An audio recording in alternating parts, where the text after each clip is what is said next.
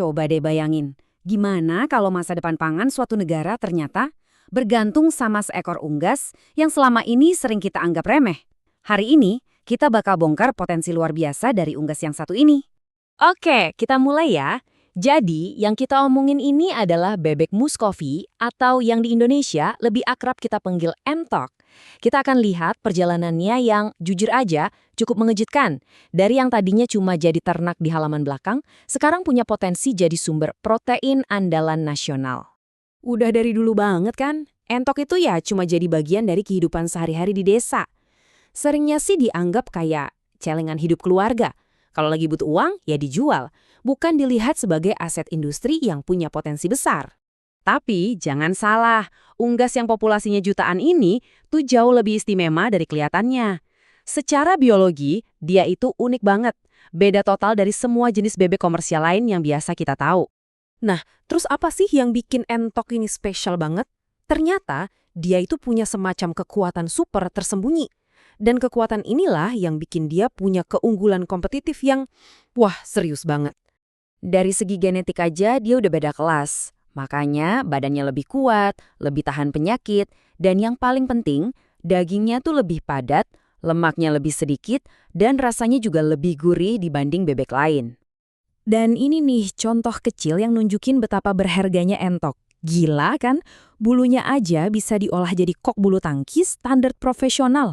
Artinya, ada sumber pemasukan tambahan dari sini. Sesuatu yang jarang banget ada di unggas lain. Oke, kalau entok sehebat itu, kok dia nggak jadi raja di pasaran ya? Nah, ini dia masalahnya. Entok itu harus bersaing sama bebek Peking dan hibrida yang pertumbuhannya jauh lebih cepat. Kalau dilihat sekilas sih ya jelas pesaingnya kelihatan menang telak. Mereka jauh lebih cepat siap panen dan masuk pasar. Tapi tunggu dulu, cerita lengkapnya nggak sesederhana itu.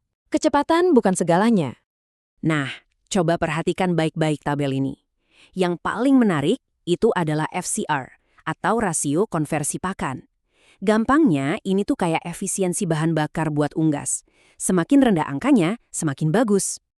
Lihat deh, FCR entok itu cuma 3,0, jauh lebih rendah dari yang lain.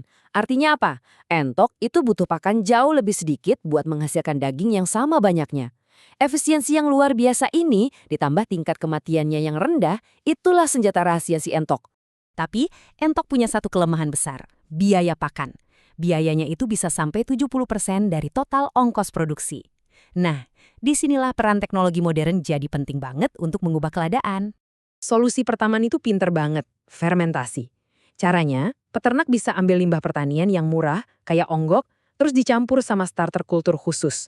Proses ini bisa mengubah limbah jadi pakan berkualitas tinggi, dan hebatnya bisa memangkas biaya produksi sampai 30%. Kalau fermentasi tadi udah keren, yang ini nih, kayak datang dari masa depan, teknologi nano. Ada aditif pakan canggih yang dibuat dari ekstrak tanaman meniran.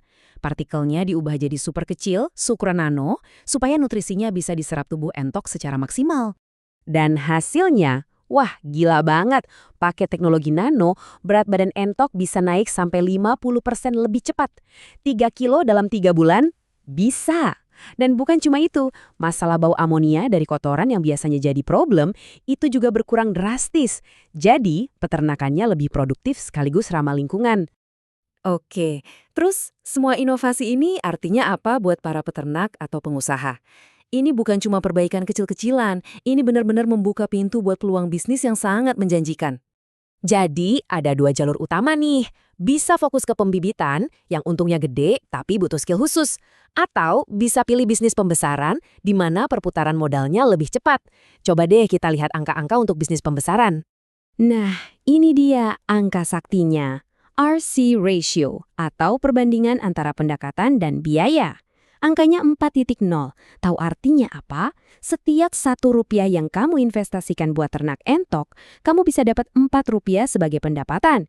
Itu untungnya tebel banget.